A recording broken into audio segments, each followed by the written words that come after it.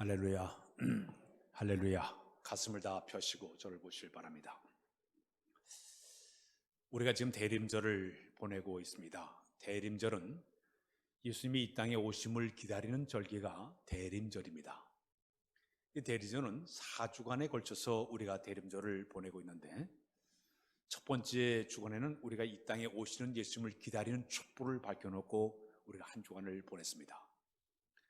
지난주는 회개의 촛불을 밝혀놓고 우리의 안과 과거와 현재와 모든 죄를 고백하면서 우리가 회개의 촛불을 밝혀놓고 지난 한 주간을 보내게 되었습니다. 오늘 세 번째 주일은 우리의 세 번째 촛불을 밝혔는데, 이 촛불은 나눔의 촛불에 따라서 할까요? 나눔의 촛불.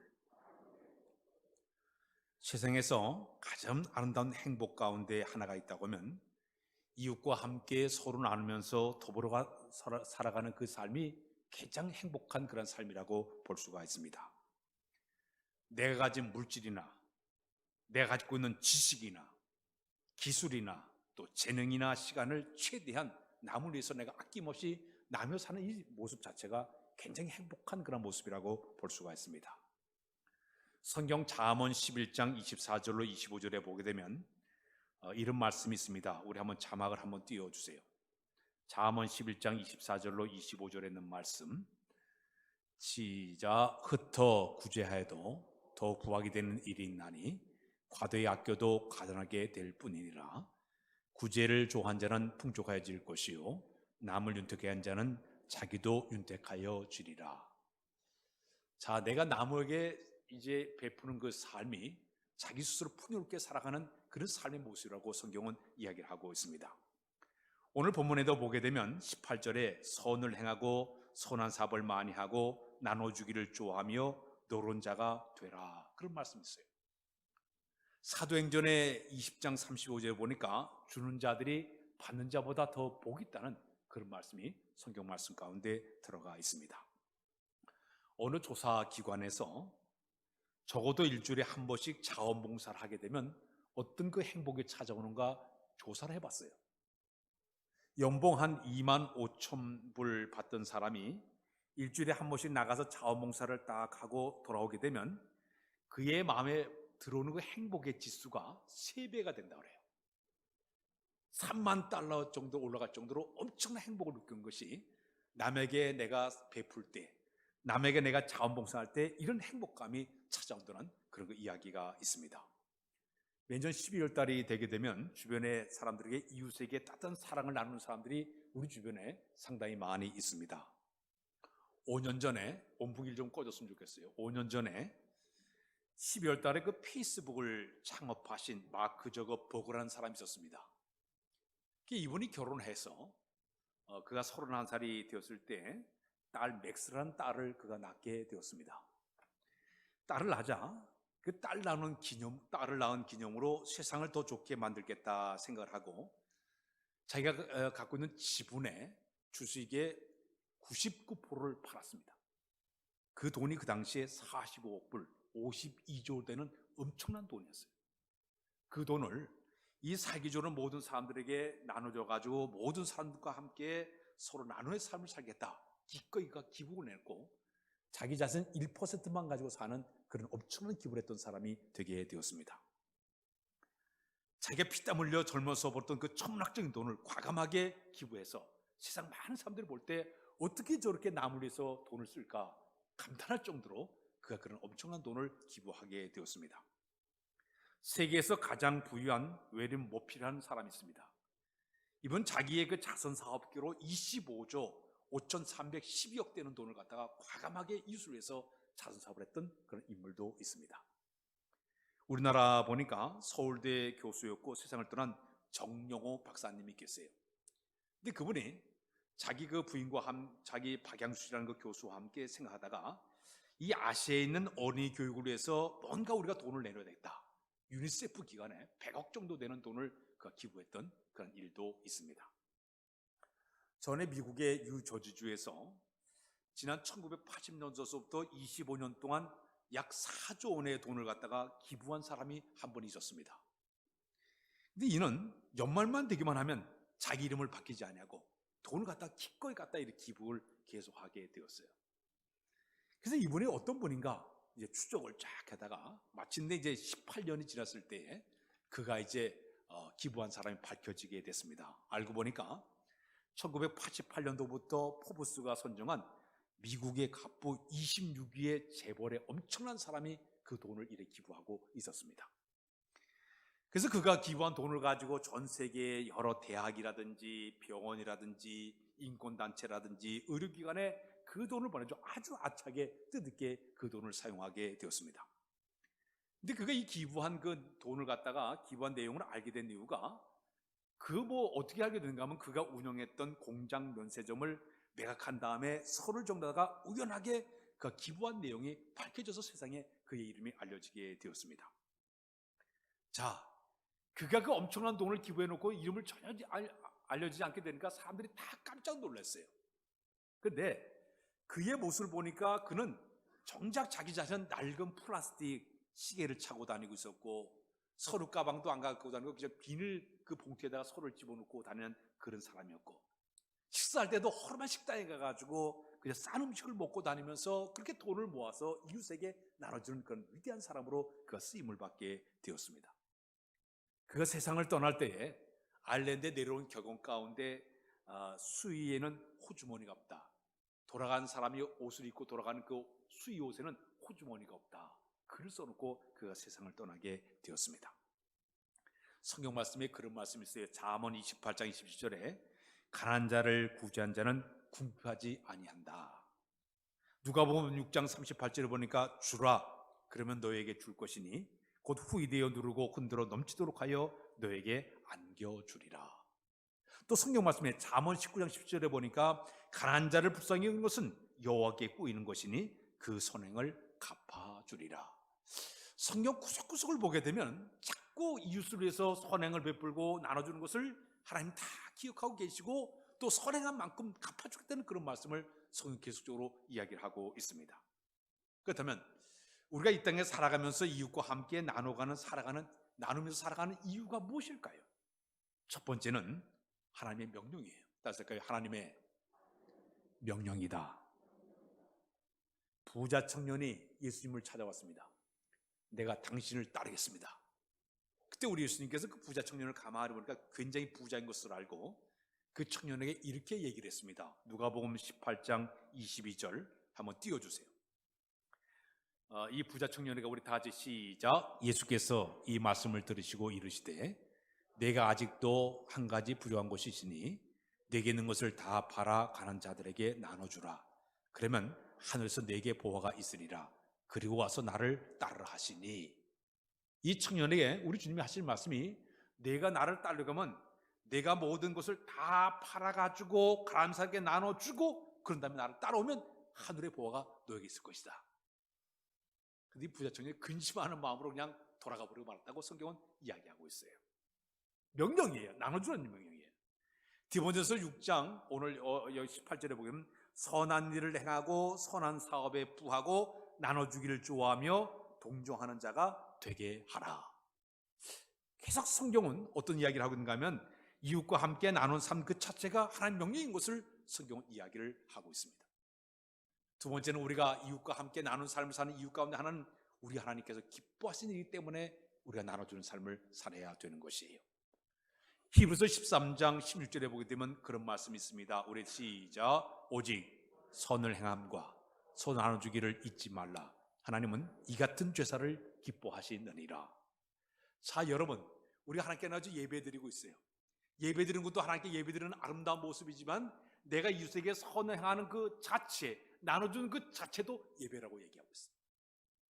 우리 하나님이 기뻐하시기 때문에 그런 모습으로 살아가라고 성경 이야기를 하고 있습니다. 세 번째, 우리가 이웃과 함께 나눈 삶을 살아가는 이웃 가운데 세 번째는 나눠주는 그 삶이 지혜로운 삶이라고 이야기하고 있습니다. 따라서 할까요? 지혜로운 삶이다. 우리 예수님께서 그런 얘기했습니다. 지혜로운 사람은 어떤 사람이냐? 땅에다가 재물을 쌓아두는 것이 아니라 하늘에다가 재물을 쌓아두는 사람이 지혜로운 사람이라고 얘기를 하고 있습니다. 이 땅에 재물을 쌓아두는 것은 좀과 등록이 해하고 도둑질을 당할 수밖에 없겠지만 하늘나라에는 거기는 존과 동록이 해하지도 않고 독주를 당하지 않는다고 얘기하고 있습니다. 지혜로운 사람은 저 하늘나라의 보화를 쌓는 것, 이웃에게 베푸는 삶을 사는 것 자체가 바로 하늘나라의 보물 쌓는 것이라고 성경은 이야기를 그렇게 하고 있습니다. 네 번째, 우리가 지혜롭게 우리가 살아가면서 이웃과 함께 나눈 삶의 살아가는 이웃 가운데 마지막은 뭐냐? 나눠줌을 통해서 내 자신이 또 풍요롭게 되기 때문에 우리가 나눠주게 되는 것이에요. 따질까요? 나눠줌으로 더 풍성해진다. 믿음의 조상 가운데 아브라함은 지나가는 손님들 대접하기를 아주 잘했던 인물 가운데 한 인물이에요. 어느 날 그가 이렇게 있는데 천사들이 싹 지나가는, 천사인 줄 모르고 지나가는 낯선 사람을 우리 집에 와서 편히 쉬라고, 발도 씻고 이제 쉬고 먹고 좀 즐기다 가시라고 대접을 했어요. 근데 천사가 거기 이제 그 집에 들어가서 아브라함의 집에 들어가서 아주 융숭하게 대접을 받은 다음에 그 집안에 두 가지를 이제 선물을 주게 됩니다. 첫 번째는 뭐냐면 이 집안에 아들이 있을 것이다. 그 당시 아브라함의 나이가 99세예요. 99세인데 이 천사가 이 가정에 이제 앞으로 이 가정에 아들이 있을 것이라 하나님께서 그 가정에 아들을 주겠다는 약속을 주게 됩니다.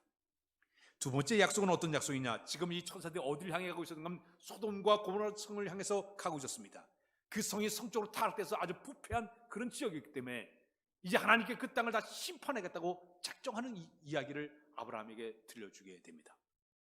그때 아브라함이 자기 조카로 싣고 살고 있는 것을 생각하고 하나님 앞에 나가서 간구 중보기도를 하게 됩니다. 하나님, 그 땅에 의인이 50명만 있어도 그 땅을 멸하겠습니까? 그때 하나님, 그래, 50명만 있어도 그 땅을 멸하지 않겠다고 그랬어요. 45명 어떻습니까? 45명인데도 그 땅을 멸하지 않겠다고 그래요. 40명, 30명, 20명, 10명까지 내려와도 그 땅에 10명만 있어도, 의인 10명 있어도 그 땅을 멸하지 않겠다고 약속을 주게 되죠. 이 아브라함의 중보기도는 그 자기 조카로 살리게 해가지고 간절히 간구했던 것이에요. 마침내 아브라함의 그 기도 때문에 하나님께서 천사를 롯의 집에 보내게 되었고 간신히 롯과 두 딸을 구해내는 이런 역사가 일어나게 돼요. 성경의 로마서는 그런 얘기를 하고 있죠. 아브라함 부지 중에 천사를 대접해서 엄청난 복을 받았다고 이야기하고 있습니다. 나눠주는 자 반드시 하나님께서 모든 걸 채워줄 줄로 믿습니다. 또 신약성경 사도행전 10장에 보게 되면 고넬료, 이탈리아 군대장 백부장이었던 고넬료의 이야기가 나오고 있어요. 이 고넬료는 이방 사람이에요. 로마 나라의 군대의 높은 백부장의 고급 장교예요. 엄청난 부를 가지고 있던 사람이었습니다. 근데 그가 어떻게 신앙을 받아들였는지 몰라도 그가 신앙을 받아들였습니다. 그래서 그는 하루에 3번씩 기도하기를 시간을 정해놓고 오전 9시에, 12시에, 오후 3시에 시간을 정해놓고 열심히 기도하기를 시작했습니다. 뿐만 아니라 집안에는 모든 식구들이 다 하나님을 섬기게끔 만들었어요. 그뿐만 아니라 하나님을 섬기되 여호와를 정말 뜨거운 마음으로 마음을 다해 청소히 여호와를 경외하는 신앙을 갖게 되었습니다. 그뿐만 아니라 여기는 이 고넬료는 자기 재산 가운데 일부분을 갖다가 작고 이웃을 해가지고 나눠주면서 구제 사업을 열심히 하기를 시작을 했습니다. 오늘 하나님, 우리 주님께서 고넬료의 그 모습을 바라보시고 그가 기도 시간에 이렇게 말씀을 주고 있습니다. 내 기도와 내 구제를 내가 다 받았다, 기억했다고 합니다. 내가 했던 그 모든 믿음의 행위를, 신앙 행위를 내가 다 기억하고 있고 다 받았다, 상달하였다. 너는 빨리 사람을 보내서 저 요바에 있는 베드로를 청해서 너희 집에 오게 만들었어. 함께 예배를, 그의 말을 들으라고 이야기를 하게 됩니다. 마침내 요바에 있는 베드로가 그 집에 초대받아 그 집에 갔을 때 고넬료가 온 집안 식구를 다 모아놓고 함께 기다리고 있었어요. 베드로 사도가 그 집에 가서 말씀을 전할 때 성령이 임하게 되었고 온 가정 식구와 성령 충만 은혜를 받게 됐고 예수 믿는 역사가 일어나게 된 줄로 믿습니다. 고넬료는 신앙의 하나님과의 관계만 가지고 신앙생활이 끝난 것이 아니에요. 이웃과의 관계에서 나눠주기를 즐겼던 사람이에요. 신앙생활에 중요한 것이 있어요. 어떤 사람은 하나님과의 관계는 열심히 있는 것 같은데 이웃과는 인색한 사람들 얼마나 많이 있습니까? 반대로 이웃과는 아주 이렇게 잘 지내면서 하나님과는 인색하게 살아가는 그런 사람들이 많이 있습니다. 성지순례 가면, 이스라엘 땅에 가게 되면 2개의 바다를 우리가 보게 됩니다. 저 북쪽으로 올라가면 갈릴리 바다가 있습니다. 밑으로 저 남쪽으로 내려가면 거기엔 사해 바다가 있습니다. 이 두 바다는 서로 완전히 다른 모습으로 있죠. 갈릴리 바다는 저 헐몬산에서 눈이 녹아가지고 쫙 내려오게 되면 갈릴리 바다는 그 물을 전부 받은 다음에 밑으로 다 흘러내버립니다.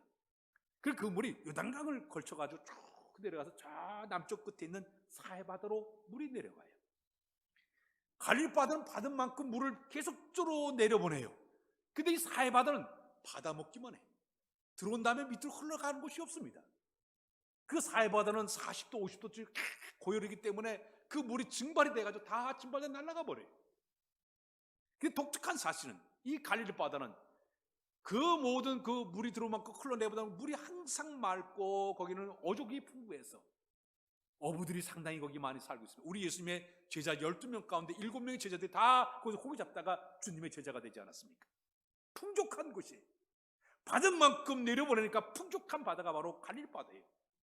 그런 문제는 사해 바다는 받기만 했지 내려보내지 않다 보니까 사해 죽음의 바다가 되고 말았습니다.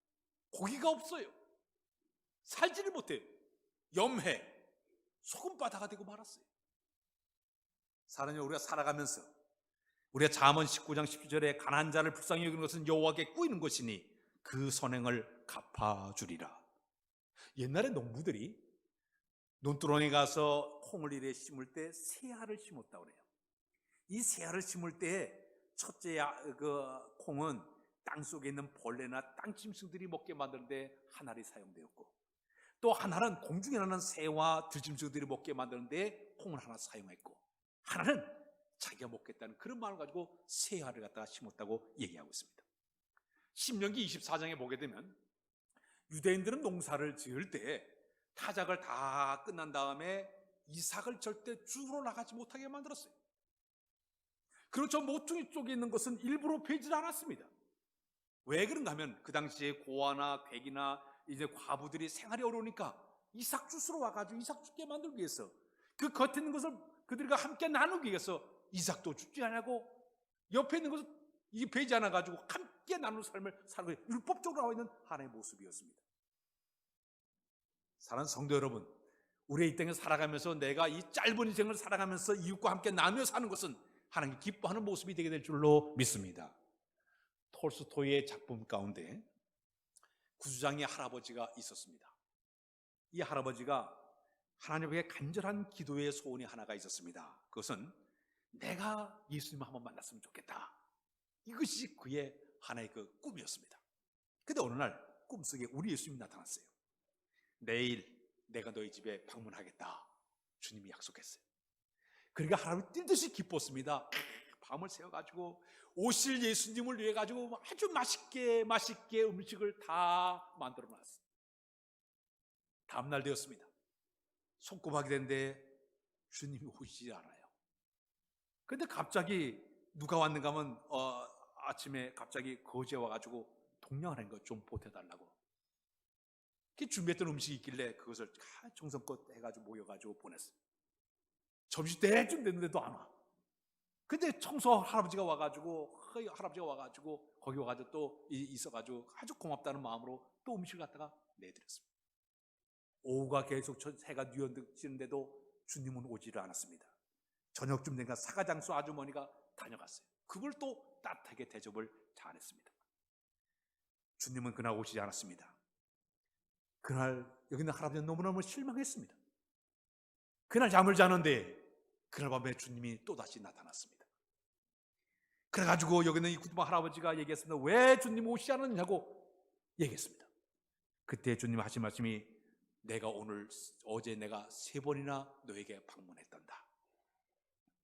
내가 준 대접을 내가 잘 받았다고. 내가 정말 나를 사랑한 줄 내가 이제 알았다고. 그러니까 이 할아버지가 아니 언제 주님이 왔습니까? 자기 집에 찾아왔던 거지와 청소도 할아버지와 그 다음에 그 사가장수 아주머니가 바로 주님의 모습으로 왔다고 그것을 그가 뒤늦게 깨닫게 되었습니다. 이 톨스토이의 이 작품은 어떤 이야기냐? 마태복음 25장에 나오는 내용을 가지고 만들어낸 이야기. 마태복음 25장에 보면 우리 예수님이 이 땅에 오셔 심판하실 때에 사람을 오른쪽에 왼편으로 딱 나누게 됩니다. 양과 염소로 나누게 됩니다. 한쪽에 있는 사람들에게 뭐라고 하겠습니까? 너희는 내가 굶주렸을 때 나에게 먹을 것을 주었고, 너희들은 내가 목마를 때 마실 물을 내게 주었고, 너희는 내가 나그네 되었을 때 따뜻한 옷을 나에게 주었으며, 내가 허물었을 때 입을 것을 주었고, 병들었을 때 나를 돌봐줬고, 옥에 갔을 때 너희는 나를 찾아줬다고 얘기하고 있습니다. 그때 여기 있는 사람들이, 오른편에 있는 사람이 언제 주님이 우리를 찾아왔습니까? 언제 옥에 갇혔습니까? 그때 주님 하신 말씀이 적은 소작에 한 것이 곧 내게 한 것이라 말씀을 주고 있습니다. 이웃에게 사랑을 베푸는 이 자체를 주님이 다 기억하시고 갚아주겠다는 얘기예요. 잠언 11장 25절에 구제를 좋아한 자는 풍족해질 것이요 남을 윤택하게 한 자는 윤택하여 지리라. 잠언 28장 20절에 강한 자를 구제한 자는 구패하지 아니하리라. 또 못 본 채 하는 자에게는 저주가 많게 되느니라. 사랑하는 여러분, 우리가 이 세상을 살아가면서 내가 이웃을 향해서 내가 손을 펼치는 것, 물론 돈만 얘기하는 것이 아니에요. 내가 가진 재능, 기술, 내가 가진 시간, 내가 가진 따뜻한 마음 하나라도 이웃을 위해서 내가 소재게 주는 이 모든 것, 주님의 기억하신 바가 될 줄로 믿습니다. 사람들은 누구나 다 돈을 다 중요하게 여기고 있습니다. 물론 돈이 있으면 행복하게 살 수 있어요. 좋은 집 사서 살 수 있고, 빌딩도 살 수 있고, 좋은 차도 타고 다닐 수 있고, 좋은 음식도 먹을 수 있고, 예쁜 아내도 얻을 수 있어요. 돈이 있으면. 조사에 의하게 되면 사람들이 하루를 10시간 살아가면서 6시간, 7시간이 이 돈에 대한 생각을 가지고 산다고 해요. 오늘은 무엇을 먹고, 무엇을 입고, 무엇을 마시고, 무엇을 즐길 것인가, 이 전부 돈에 대한 생각을 가지고 사람들이 살아가고 있다고 얘기합니다. 벤자민 프랑클이라는 사람이 돈과 행복의 관계에서 이런 얘기를 했습니다. 돈은 지금까지 사람들을 행복하게 하지 못하였다. 그리고 앞으로도 그럴 것이다. 자신은 지금까지 오랫동안 돈을 관찰해 봤는데 돈에는 행복을 만들 만한 힘이 없더란 얘기입니다. 돈을 가진 자는 잠깐의 행복이 있지만은 가진 순간 더 많은 돈을 가지려고 하는 욕심이 생긴 것이 사람들의 모습이다. 그런 얘기를 했습니다. 성경을 보게 되면 이 돈에 대해서 두 가지의 측면을 얘기하고 있습니다. 하나는 어두운 면을 얘기하고 있고, 하나는 밝은 면을 얘기하고 있어요. 그럼 어두운 면, 부정적인 면은 어떤 면이냐? 사람들이 돈을 계속 쫓아보면 하나님보다 돈을 더 의지하고 섬기는 배금주의로 바뀔 수가 있어요. 야고보서에 하나님과 재물을 겸해 섬기셨다는 얘기인데, 자꾸 사람들이 돈 쫓아보면 하나님보다는 돈을 섬기는 이런 일이 벌어지기 때문에 문제가 되고 있다 얘기하고 있습니다. 심지어 그 돈을 가지고 불법과 폭력과 전쟁을 하는데 그 돈을 사용하기도 하고, 심지어 북한 같은 경우 모든 백성들은 다 굶어 죽어가는데 핵전쟁 하겠다고 열심히 핵폭탄 만드는데 열심히 돈을 투자하는 그런 모습도 되게 된다는 얘기입니다. 사람들 속에는 돈이 많아지게 되면 죄 지을 생각을 먼저 갖는 것이 사람들의 모습이라고 얘기해요. 성경 말씀에 돈은 일만하게 뿌리가 된다는 말이 바로 그런 이야기예요. 반대로 돈의 밝은 면이 있습니다. 긍정적인 면은 뭐냐? 우리 인류 경제 생활에 꼭 필요한 도구로 이 돈이 필요할 때가 많아요. 예를 들어서 이번에 이 코로나 바이러스 백신을 지금 이제 개발해가지고 미국은 벌써 접종이 시작됐다고 얘기해요. 또 우리나라도 준비했다는데 거짓말을 해가지고 지금 야단 못하고 있어요. 장바구니에 담아놓고 돈을 지불하자는 건 똑같은 모습이라고. 내년 말해가지고 어찌 우리나라 백신 받을까 말까 지금 얘기하고 있지 않습니까? 자, 근데 이 빌 게이츠라는 사람이요, 이 백신 만드는 기술에다가 돈을 엄청나게 투자한 것으로 얘기하고 있습니다. 인류의 모든 건강을 위해 가지고 자기가 가진 걸 과감하게 투자하는 것, 대단하지 않습니까? 선한 일에 이웃을 위해 내가 돈을 쓴 것, 아주 밝은 면이에요. 교회도 물질이 필요하지 않습니까? 필요할 때 우리가 하나님의 교회 속에 물질을 갖다 주게 되면 그 물질을 가지고 선교하고 구제하고 우리가 여러 모양으로 선한 일에 사용하지 않습니까? 돈을 이렇게 밝은 면도 가지고 있습니다. 그런데 성경에서 얘기하는 것은 물질을 절대 배역하지 않아요. 문제는 그 물질을 다룬 자에게 가장 다룬 자의 자세가 매우 중요한 것을 이야기를 하고 있습니다. 돈을 버는 것도 정당하게 벌어야 되고, 그리고 쓰는 것도 선하게 써야 되고, 그리고 올바른 데 사용하는 것이 바로 돈이 된다고 성경은 이야기를 하고 있습니다. 이 칼이 의사의 손에 딱 주어지게 되면 의사가 그 메스 그 칼을 가지고 환자의 그 잘못된 부위를 잘라가지고 수술하는데 의사가 그 칼을 사용할 수가 있습니다. 그러나 그 예리한 칼을 갖다가 강독의 그 칼이 주어지게 되면요, 이 칼을 가지고 많은 사람들을 갖다가 척박해서 돈을 빼앗은 무기로 사용할 수 있다는 얘기예요. 누구에게 그 무기가 주어지냐에 따라 가지고 엄청난 결과가 나오듯이, 오늘 그래서 이 땅에 살아가면서 주님께서 우리 주신 모든 물질을 내가 사용할 때 선하게 복되게 주님 기뻐하는 모습으로 우리가 물질을 사용할 때 이 모습이 바로 참된 그리스도의 모습이 되게 될 줄로 믿습니다. 그러면 우리 그리스도인이 이 땅에 살아가면서 물질을 어떻게 우리가 사용해야 될까요? 어떤 자세가 우리가 있어야 될까요? 첫 번째는 따라서 할까요? 청지기적인 자세. 다시 청지기적인 자세. 내가 가진 재물이나 건강이나 자녀나 직장이나 이 모든 것은 내 것이 아니라 하나님의 것이. 나는 그저 관리자에 불과합니다. 내가 이 땅에 짧은 인생 사는 한 동안 난 청지기예요. 관리자예요. 하나님 잠시 우리에게 맡겨주신 것이에요. 내가 잘 관리하다가 주님 오라 하시면 내가 다 벌어두고 주 앞에 가는 것이 우리의 삶의 모습이 되지 않습니까? 임시적으로 나에게 맡긴 거기 때문에 내가 이 땅에 살면서 임시적으로 잘 보관하고 잘 관리를 잘하면 돼요. 특히 마태복음 25장에 보게 되면 거기는 5달란트나 2달란트나 열심히 일해가지고 증식하고 열심히 그걸가 배나 남긴 사람으로 증식하지 않았습니까? 주님께서 우리에게 원하는 것도 그것이에요. 너에게 준 모든 소유물을 네가 증식시켜서 선한 일에 안다는 일에 그 일을 사용하라. 이것이 바로 주님께 우리에게 원하신 하나의 삶의 모습이 되게 된다는 얘기입니다. 사랑하는 여러분, 하나님이 우리에게 주신 물질, 건강, 재능, 기술, 시간, 이 모든 것을 나에게 줬으니 내가 잘 관리하면서 선한 일에 귀한 일에 사용할 수 있는 우리의 모습이 되어야 될 줄로 믿습니다.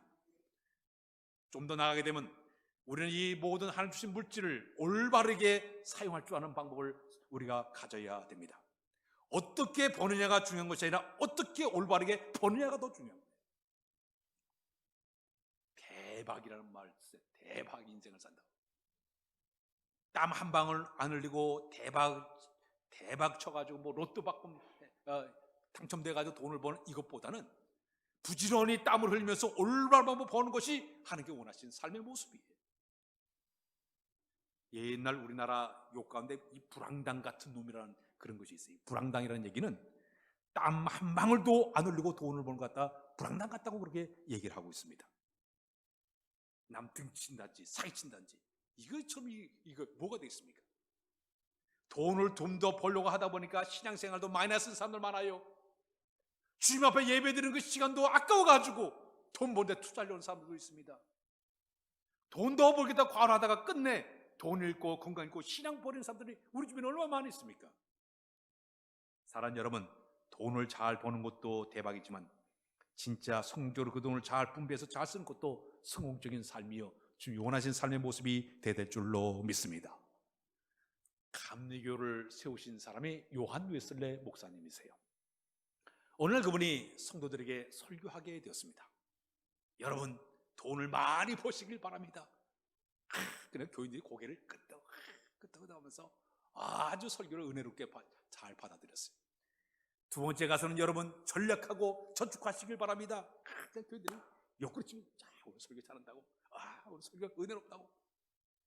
세 번째 가서 여러분이 가진 모든 돈을 선한 곳에 사용하시길 바랍니다. 그러니까 교인들이 오늘 설교 별로네, 설교 재미없네. 모든 사람들의 마음속에는 자기가 갖는 것에는 욕심이 있지만은 나눠주는 것에 대한 모든 사람들이 문제가 되고 있다는 얘기입니다. 성경적으로 볼 때 물질관이 여러 가지 이야기들이 많이 있죠. 몇 가지 소개한다고 하면은 이렇게 사는 것이 주님이 원하시는 삶이에요. 첫 번째는 하나님의 나라와 의로에 사는 것이 바로 주님이 원하시는 삶의 모습이에요. 마태복음 6장 33절에 그의 나라와 그의 의를 구하는 삶이라고 얘기하고 있습니다. 내가 물질을 버는 만큼, 내가 건강한 만큼, 내가 시간이 많은 만큼, 내가 재능이 많은 만큼 하나님의 나라와 의로에서 사용할 수 있는 여러분들의 모습이 되시기를 바랍니다. 그러면 물질을 하나님보다 더 사랑하지 말아야 됩니다. 왜? 돈을 사랑하는 것이 일만하게 뿌리가 되기 때문에. 돈 잃고 사람 잃고 신앙 버리지 말고 돈을 사랑하는 것이 아니라 내가 돈을 지배하면서 관리할 수 있는 이런 마음의 자세가 우리에게 필요한 줄로 믿습니다. 특히 우리가 물질을 사용할 때 주를 위해 헌신하게 되면 우리 하나님 다 기억하시면 받아야 된다고 성경 얘기하고 있습니다. 마태복음 10장 19절에 보게 되면 복음을 위해서 헌신하게 되면 집이나 형제나 부모나 자녀나 토지를 다 버린 사람들은 100배나 얻게 되리라 그랬어요. 100배 얻는다고 그랬어요. 주님 말씀이에요. 그걸 그대로 믿고 우리가 주 앞에 헌신하는 모습이 필요한 줄로 믿습니다. 또 하나는 하나님의 것을 도둑질하지 말아라. 마레에게서 보게 되면 11조를 떼어먹는 것을 하나님 것을 도둑질한다고 얘기하고 있습니다. 지난 2부에서 제가 설교 시간에 그런 얘기했지만 제가 한남대학교 이사인데 또 이사로 오신 분이 이제 저 대구의 대봉교회 우리 교회에서 부흥회를 했던 그 박기종 목사님도 같은 이사로 활동하고 계세요. 근데 그 목사님이 그런 얘기를 해요. 오늘 이 시간에도 아마 우리 각 가정에서 예배 드리는 분이 계신데 그 예배 드릴 때 제일 먼저 그 교회가 목사님이 헌금 봉투를 딱 카메라 앞에 놓고 딱 놓고 예배 드리라 그렇게 했대요. 하나님께 예배 드리면서 그냥 뜨거움이 예배 드리지 말고 헌금 봉투를 제일 먼저 하나님께 놓고 예배를 드려라. 교회 못 오면 집집마다 차를 타고 다니면서 다 헌금 거두러 차가 갈 테니까 다 준비해라. 밀린 거 다 내라고. 그 교회가 100몇 년이 된 교회입니다. 참 좋은 정도 가진 교회예요. 그렇게 교인들이요. 이 코로나를 걸쳐가면서 교회 예산이 마이너스가 된 것이 그대로 다 제대로 된다는 거예요. 사랑하는 여러분, 신앙의 모습 가운데 중요한 자세가 바로 그거죠. 하나님 것은 하나님께 돌려드리는 이 마음의 자세가 우리 필요한 하나님의 모습이 되게 될 줄로 믿습니다. 이제 성탄절을 우리가 앞두고 있습니다. 성탄절이 되게 되면 구세군이 자선남비를 하고 있지 않습니까? 이 자선남비는 1891년도에 미국의 샌프란시스코에서 시작이 되고 있습니다. 당시에 그 도시의 빈민군들이 갑작스러운 재난, 슬픔을 맞이한 성탄절을 맞이했는데 한 1000명 되는 사람들이 그냥 그 갑자기 재난 받아가지고 어려움을 당하게 되니까 그 당시에 구세군의 사관이었던 조셉 빅터라는 정의께서 이제 자선담배를 만들어가지고 거기 헌금을 모아가지고 1000명의 사람들을 갖다가 도와주는 그리도 시작된 것이 바로 이 자선담배예요. 근데 더 역사를 쭉 흘러가게 되면 그 영국에서 가난한 사람 돕기 위해서 오클랜드 부두에 주방에서 사용했던 큰 솥을 걸어놓고 이 국솥에 국을 끓여가지고 죽을 끓여가지고 많은 사람들을 먹이자 그런 마음으로 시작한 것이 바로 자선담배의 시작이에요. 지금도 전 세계 한 1000곳 넘는 곳에서 이 자선 사업을 계속적으로 냄비를 걸어놓고 지금 운동하는데 우리나라도 1년에 한 70억 정도를 갖다가 자선담배 그걸 모아가지고 이웃에게 이렇게 나눠준다는 그런 이야기를 하고 있습니다. 이제 올해도 성탄절 어김없이 다가오고 있는데 우리 교회는 해마다 저기다 이제 저 밑에 이미 만들어놨는데 박스를 만들어놨습니다. 1년 동안 내가 이웃을 위해서 아무것도 하지 않은 분들, 1년 동안 내가 지금도 내가 이웃을 한 번도 내가 베풀지 못한 사람들을 기회를 줄 거예요. 여러분들이 정성껏 양말 한 짝이라도 아니면 모자 하나라도 내가 손수건 하나라도 정성껏 가져오게 되면 전부 모아가지고 우리가 매년마다 우리 저 고아원 양로원들의 이웃에게 나눠주듯이 내 마음의 표현을 가지고 우리가 이웃에게 나눠주는 삶을 통해서 이 나눔의 행복이 우리가 풍성해지는 순간순간 다 되시길 주님의 이름으로 부탁드립니다. 기도하면 하나님, 나눔의 촛불을 밝혀놓고 우리가 이웃을 생각하는 귀한 시간 주신 것을 감사합니다. 우리 마음속 우려되는 마음을 가지고 이웃과 함께 나눔을 통해서 진정 그리스도의 사랑을 실천할 만한 우리 모두로 삼아 인도하여 주옵소서. 예수 그리스도의 이름으로 기도하옵나이다. 아멘.